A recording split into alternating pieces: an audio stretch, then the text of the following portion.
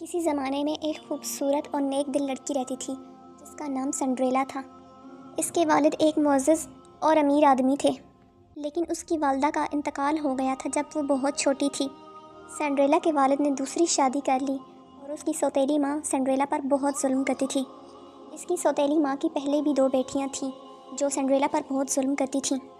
وہ سنڈریلا سے بہت حسد کرتی تھیں اور طرح طرح سے اس کو ستاتی تھیں۔ سنڈریلا کی زندگی کافی مشکل ہو گئی تھی۔ وہ سارا دن گھر کا کام کاج کرتی لیکن پھر بھی اپنے دل میں امیدوں کو زندہ رکھتی تھی۔ جلد ہی سنڈریلا کے والد بھی فوت ہو گئے اور سنڈریلا کو اس کی سوتیلی ماں اور سوتیلی بہنوں کے رحم و کرم پر چھوڑ گئے۔ ایک دفعہ بادشاہ کے محل میں بہت بڑا جشن کا اعلان کیا گیا۔ بادشاہ کے بیٹے کے لیے ایک مناسب لڑکی کی تلاش کی جا رہی تھی، اس لیے ملک بھر کی لڑکیوں کو اس میں شرکت کرنے کی دعوت دی گئی تھی۔ سنڈریلا کی ماں اور اس کی دونوں بہنیں بھی اس جشن میں جانے کے لیے تیار تھیں، لیکن سنڈریلا کو ساتھ لے جانے کا کوئی ارادہ نہیں رکھتی تھیں۔ سنڈریلا کی سوتیلی ماں نے اس کو دن بھر کاموں میں الجھا کر رکھا تاکہ سنڈریلا وہاں محل میں نہ جا سکے۔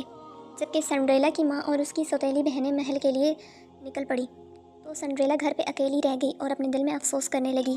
وہ بھی جشن میں جانا چاہتی تھی لیکن اس کے پاس نہ تو کوئی خوبصورت لباس تھا اور نہ ہی کوئی زیور جو وہ اس محل میں جا سکتی۔ اچانک ایک جادوئی پری نمودار ہوئی۔ اس نے سنڈریلا کے آنسو پوچھے اور اس کو کہا، رو نہیں پیاری سنڈریلا، میں یہاں تمہاری مدد کرنے کے لیے آئی ہوں۔ اس پری نے اپنی چھڑی گھمائی اور سنڈریلا کے گندے کپڑوں کو ایک خوبصورت لباس میں بدل دیا۔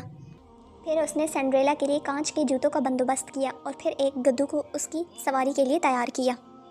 پری نے سنڈریلا کو جانے کی اجازت دے دی، لیکن اس نے کہا کہ میری ایک شرط ہے، تم یہ سب کچھ تیار ہو کے تو جا رہی ہو لیکن تمہیں وقت کا خاص خیال رکھنا پڑے گا۔ تمہیں آدھی رات سے پہلے گھر واپس آ جانا ہے، نہیں تو تم دوبارہ ویسے ہی ہو جاؤ گی جیسے تم پہلے تھی۔ سنڈریلا جب محل میں پہنچی تو سب اس کی خوبصورتی کو دیکھ کر حیران رہ گئے۔ شہزادے کی نظر بھی سنڈریلا پر پڑی اور وہ اس سے بہت متاثر ہوا۔ شہزادہ اور سنڈریلا پوری رات رقص کرتے رہے۔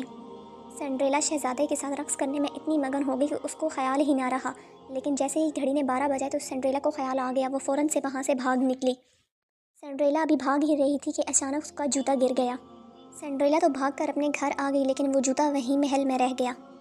جیسے ہی وہ گھر پہنچی تو اس کا خوبصورت لباس اور اس کے زیور بدل گئے اور وہ دوبارہ اپنے پرانے کپڑوں میں واپس آ گئی۔ اگلے دن شہزادہ سنڈریلا کے جوتے کی تلاش میں نکل پڑا۔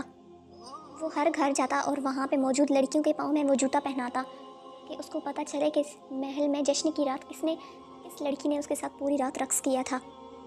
آخرکار شہزادہ سنڈریلا کے گھر بھی پہنچ گیا۔ اس نے وہاں اس سنڈریلا کی سوتیلی بہنوں کے پاؤں میں جوتا پہنایا لیکن ان دونوں کو وہ جوتا پورا نہ آیا۔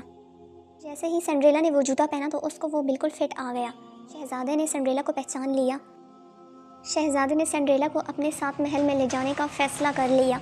یہ سب کچھ دیکھ کر سنڈریلا کی سوتیلی ماں اور اس کی بہنیں بہت حیران اور پریشان ہوئیں اور کس قدر شرمندہ بھی ہوئیں۔ شہزادے اور سنڈریلا کی شادی ہو گئی۔ نتیجہ اس کہانی سے ہمیں یہ سبق ملتا ہے، صبر ہمیشہ نیکی اور کامیابی کی طرف لے